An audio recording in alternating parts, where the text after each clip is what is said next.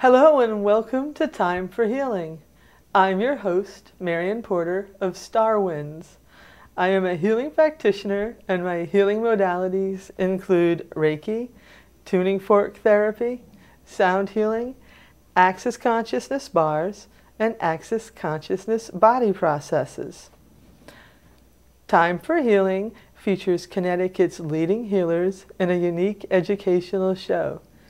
The inspiration for this show came from the realization that most of the people outside of the healing community are not aware of the holistic healing options available to them. Each episode will focus on a different healing modality. The first half of the show will be an interview with the practitioner that informs the viewer about the modality.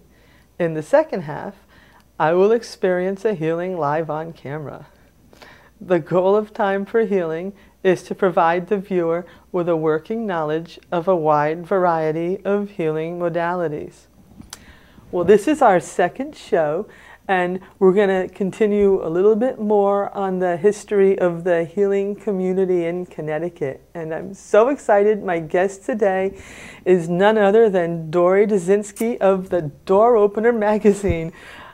I am so happy you are on this show. I'm happy to be here. When I was getting the concept behind all of these shows, I got to thinking, well, before I even get into healing modalities, I want to set up kind of a historical context of just where we are now as to where we all started. Back in the day, all the healing modalities Big out difference. there, yeah, none of this was going on. Right. So I kind of thought before we got into it, people should know where it all came from.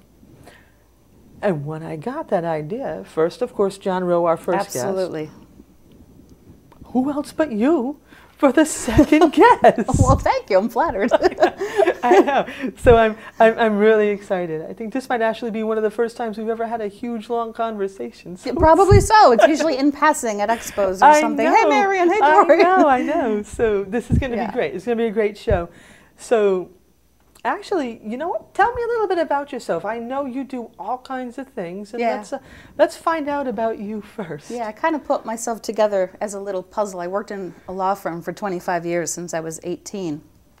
Wow. The weekend of my 25th anniversary, I left. I had done my counseling training, grad school, the final 5 years. So I launched into that. And getting close to the clients actually is what propelled me into counseling, because people would call and talk to me and not want to speak to the attorney. And I thought to myself, geez, maybe there's something here about me. Yeah. So that's my primary, I would say, vocation is psychotherapy. So I have a traditional counseling background. I participate with all the insurance companies, but I have a very thick stripe of spirituality. And for the people who are interested, I also include energy modalities where appropriate. You know, it's not for everybody, and not everybody speaks the energy language, but I'm very committed to energy psychology and things like that. So the second part of me is a teacher, and I've been teaching around Connecticut, some places in Massachusetts since 1998. Wow. Mostly spiritually directed programs, teach at corporations when they do, you know, benefit days for their employees. I've been teaching Reiki since 1998. That's one of my favorites. The thickest portion of my students are doctors, nurses, psychologists, is mental health and physical health professionals. That's the largest stripe that I teach, which is so encouraging to see this coming out. I had an ER doctor a number of years ago, and he just put it so succinctly in just a few words. He says, I'm touching people all day. Why wouldn't I have this? Perfect. Right? Yeah. So this is the new paradigm shift, you know. And then the door opener. That's the third part of my triad of who I am. We're going to get to the door opener a bit, but now you've got me intrigued. Tell me about the corporate stuff that you do. What do you do when you do things like that? Well, you have to sort of change the language a little bit. So a lot of it is team building stuff, but we could do team building through vision board classes. So people are like, the last one I did at Manchester Community College, there were probably about 24 people in the room, and some of them would throw out their ideas for goals. One woman wanted to travel to Germany, another one wanted to build an addition on her house. So as they were looking through their magazines, someone would pull out a picture and say, hey, I have a picture for Germany. I'll take it. You know, so they began to support each other's goals and get to know each other better. So that's an awful lot of fun. Wow. Yeah. And that's incredible. Manifestation, law of attraction stuff for corporate people. But you're just not giving it that lingo, but they're getting You got to be careful about, of it. you know, going too far out there with the language. What do you think would happen if you really went right out there? I don't know. They probably wouldn't be invited back, depending on, you know, looking around at the angels in the room and stuff like that. Not so much. You know, and even during healings, if you have, you know, a businessman coming in for stress management, you don't necessarily want to tell him you removed a raccoon or a porcupine from his third chakra. You know, that might not go over big. No. But, you know, we use the tools that we have in our toolkit to serve the client to the absolute best of our ability. Wow. It's fun. Yeah. And working with doctors and nurses, you're out there changing the world, girl. It's fun. Wow. And I really applaud them, you know. I have firmly believed for a long time that the change is coming from patient demand. If you don't have a doctor that speaks your language, you're going to seek another doctor. Absolutely. You know, it's a totally different ballgame out there now. And with Reiki gets a lot of criticism because people say, oh, Reiki, it's so common. You know, people love the exotic things. Everybody's trained in Reiki, but that's actually been Reiki's goal. We want to be the primary player on our own healthcare team. Absolutely. So it only makes sense for eventually everyone, or nearly everyone, to be trained in Reiki. Doctors and nurses. And yeah. That's amazing. Well, Hartford Hospital is the leader in Connecticut. They just celebrated 16 years of their Reiki program. They started out in 3 departments, then they spread to 5, and now they're hospital-wide. They have, from time to time, you know, people will retire and people will move away. From time to time, between 50 and 60 volunteers, Reiki volunteers at the hospital. And the volunteer, I send a lot of my students there. They could basically say, I'd like to work in oncology on Tuesday night. So that's when they're there. Wow. And the population they serve is now not only the patient, but the patient's family and staff. Yeah. So they're really the leader in our state. In another hospital, I was actually a Reiki volunteer for a while, and hospital Reiki is so beautiful. Yeah. Oh my God, I loved doing that. And if anyone is sort of on the fence, oh, I don't know about volunteering, working with strangers, in hospitals there's a safeguard for the practitioners. Oh, yeah. They're not allowed to speak about any of the findings. They say hello, they talk about the weather, they make chit-chat, but they cannot disclose anything that they find energetically. So that, you know, there's no report back. It's just a beautiful, peaceful energy session, and everybody wins. Oh, yeah, yeah. So that's just amazing. And you literally have taught so many. You've put a lot of Reiki practitioners, Reiki masters out there. Yeah, because I've been teaching this, and nuns. I won't nuns? say, I won't say where I've trained my nuns, so awesome. Because they are firm believers. But in the state of Connecticut, we have many nuns trained in Reiki. For them, as you know, Reiki has no religious affiliation, so we bring to it whoever we are. My nuns, they're adamant it's the Holy Spirit. It's the Holy Spirit, you know?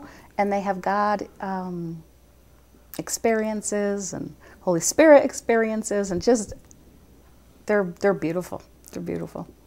Well, somewhere in the Reiki manual it does say, I think a little footnote somewhere in the Reiki manual in the middle, Reiki Master Manual, the Holy Spirit, Reiki is, oh come on, divinely guided universal life force, energy. Right. Anyways, we digress. Yeah, but I get you, yep. Yeah, absolutely. So that's awesome. So I see you brought some door openers. Yes, so the door opener has been around. In November, we're going to be celebrating our 30-year anniversary in print. Started off, well, John probably told you about it as a newsletter, an 8-page newsletter. I used to love getting that too. We're up to, you know, our largest, I think it was about 8 years ago, maybe 10 years ago, our largest issue was 172 pages. But that was really costly. I bet. So we had to pull back from that. This, I'm not sure which camera we're at, so I'll just show this camera. This is a cover by Charlie. It's a photograph. Charlie Siegel, Bernie's grandson, who's down the street at Wisdom of the Ages. Yeah. And then this is another one. A woman had to pull back from her sort of immersion in the community because of an illness, and I invited her when she came back out after she conquered the illness to do a cover for us. Her name is Trish. I don't want to give too much information, personal information about her. But I never know where I'm going to find a cover. One of my best friends works at Wesleyan. So a long time ago, she called me and she said, oh my God, you have to come down to the Asian Studies building. There is this 8-foot mandala made up of thousands and thousands of glass beads. So I walked in, and I said, there's a cover, there's a cover. And lo and behold, this young Chinese artist, this was his first sort of professional exposure in the United States. Wow. That was so cool. Wow. Yeah. So I never know. Yeah. So it's really cool. So you took over the door opener when? Well, that's interesting. John had it for 17 years. Right. And at the time when he invited me, and he always says, you know, he picked me because I had the biggest car to bring all the boxes around to the stores and everything. Say it again. He picked you because you had the biggest car. I had the biggest car. Beautiful. And what better reason? Right. So I could fit all the boxes in and wouldn't have to go back to the storage unit and all this kind of stuff. So back in, I think it was 99 or 2000, he had it for 17 years. And I was president of Connecticut Holistic Health Association at the time. And he was secretary treasurer. And we always had meetings in strange places, parks, and go for a walk and everything. So he said, I want to talk to you about something. Let's meet at Elizabeth Park. I thought, okay, nothing peculiar.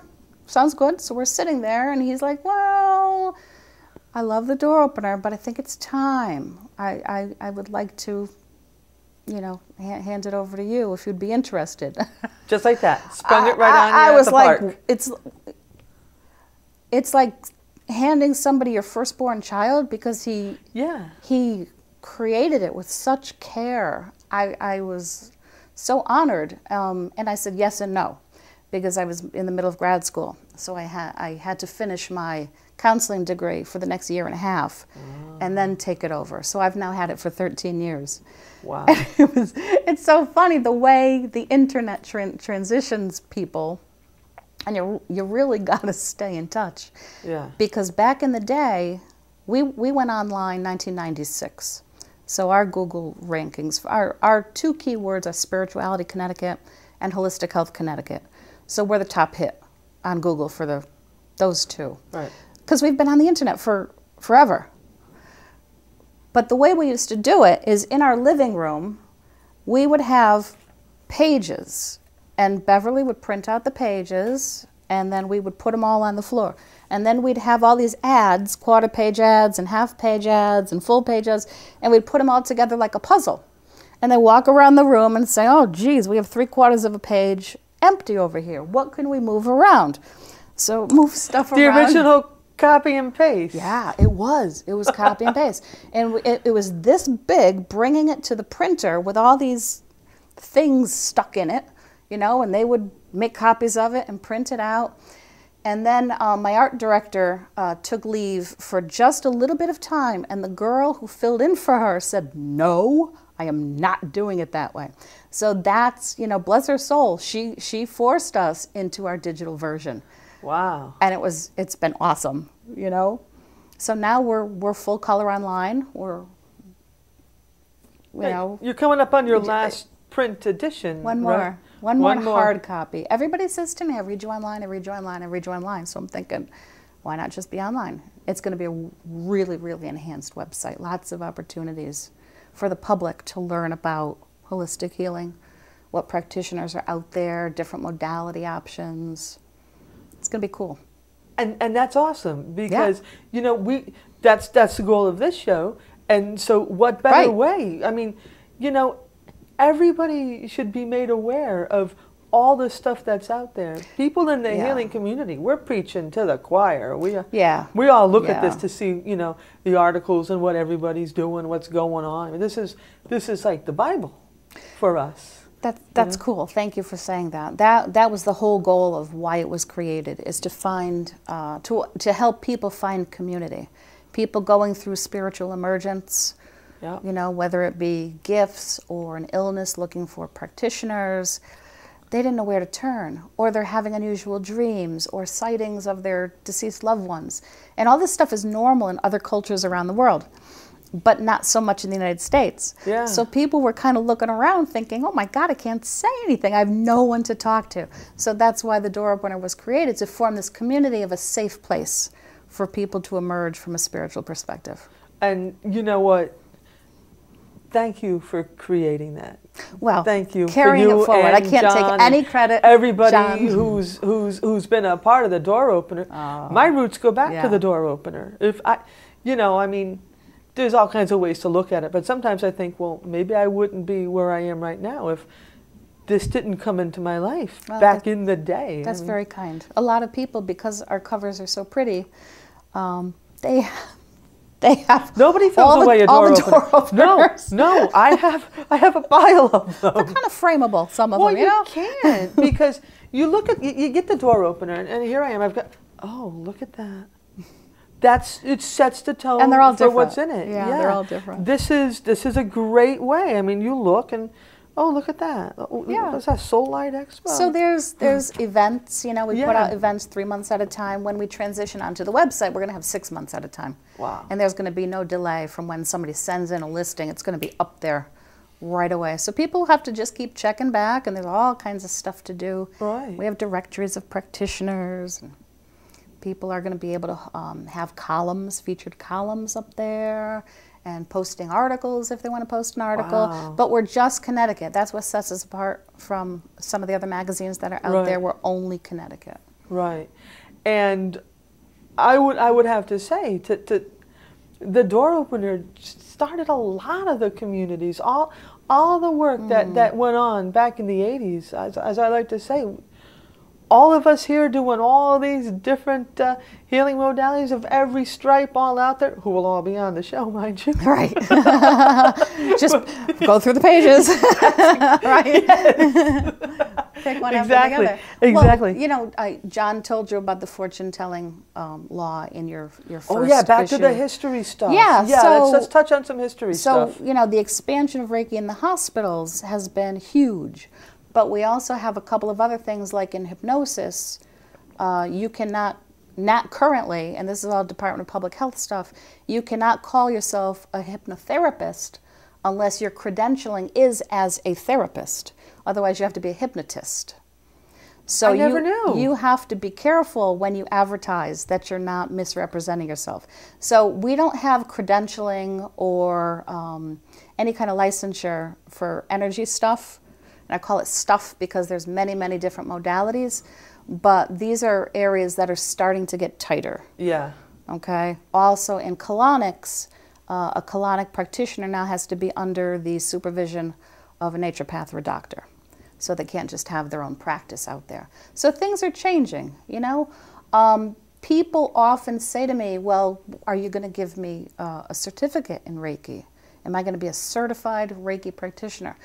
There's a little gray area there because these certifications are actually certificates of attendance. Right. There is no certifying board that says, you know, you have learned a certain way, and, you know, the certificates say they're proficient because the teacher will, you know, look at them and say, yeah, they know how to do it. Yeah. And I'm proud to. Well, you've you know, signed off that they right. of a certain amount. But a lot of, you know, people will say they're a certified such and such, and I just invite people to do a little more education on that. Who are you certified by? Right. Okay, so we have the growth of holistic health educational institutions like Graduate Institute. Right. They actually offer a master's degree. That's a real master's degree. Right. Yeah, I've looked into that, actually. Yep. And Hartford Family Institute, they were thinking about that. I'm not sure if they may have gotten on board with a few of the master's degrees. Other places where there's not a lot of credentialing will give you a certificate, but you're not certified by a national accreditation facility.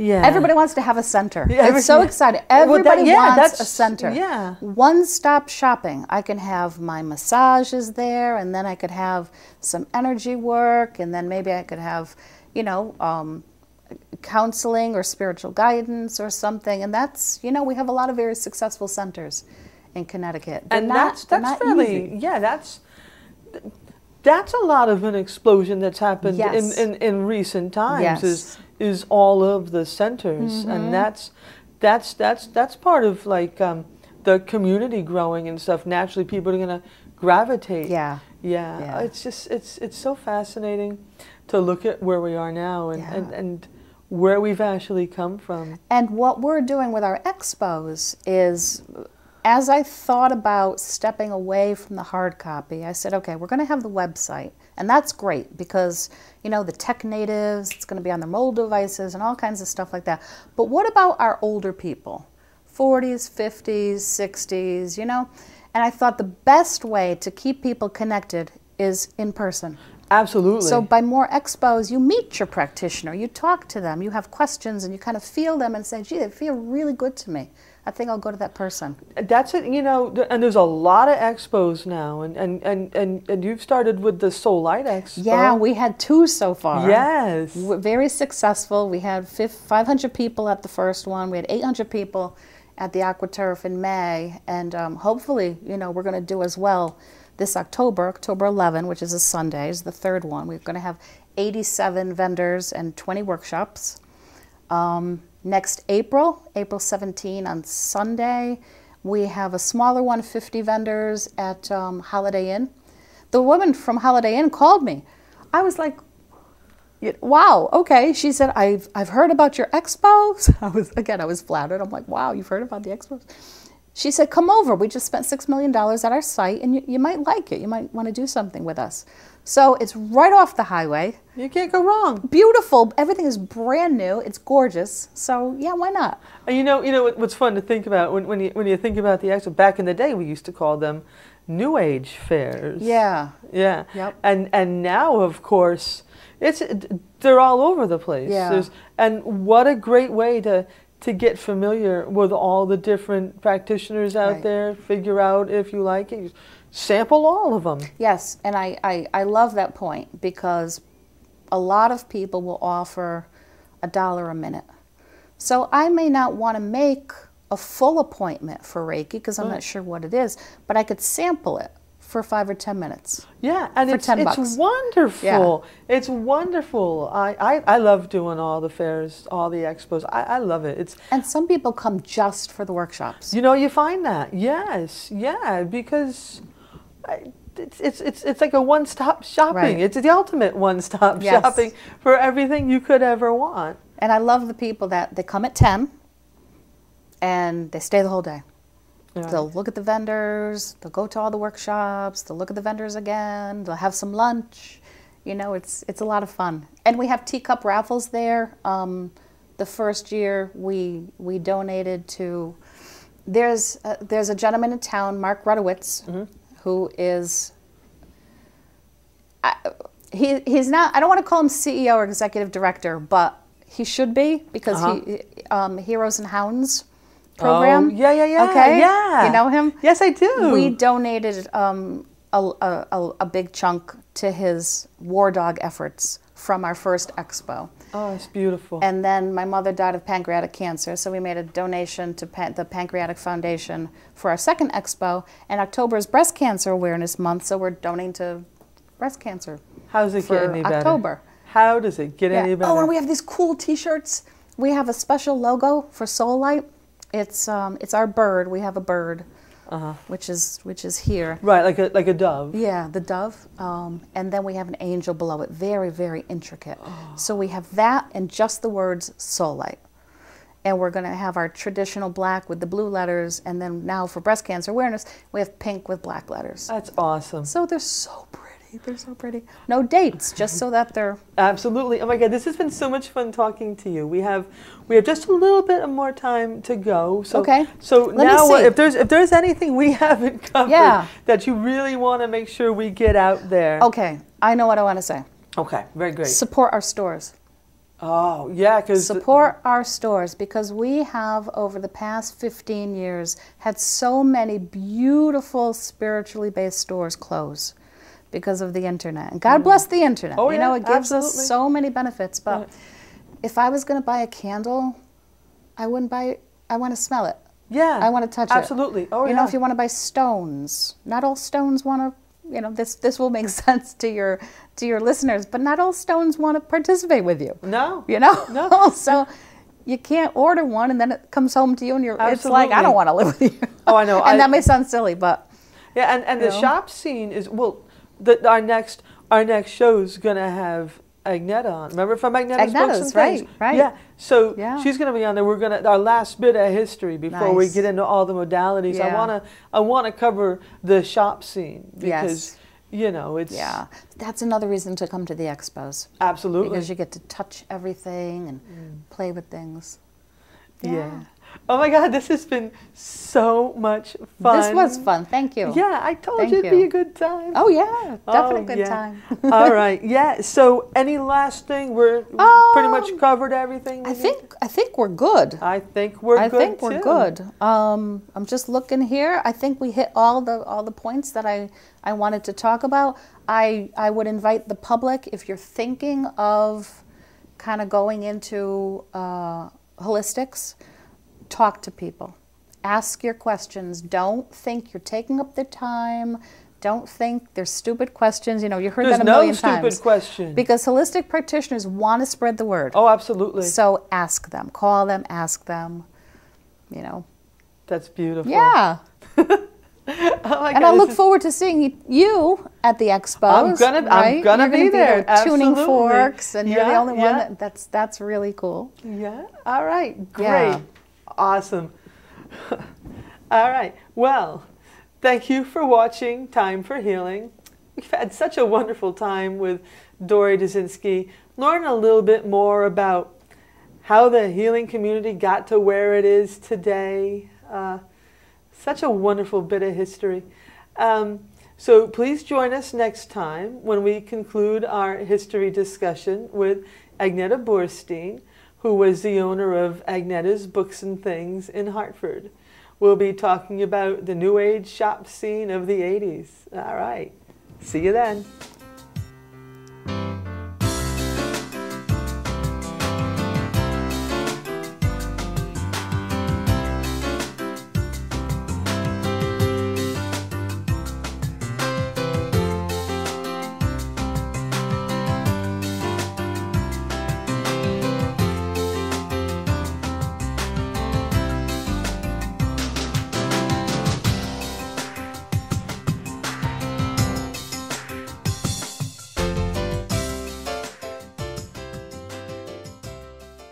Funding for Simsbury Community Television is provided in part by contributions from viewers like you. Thank you.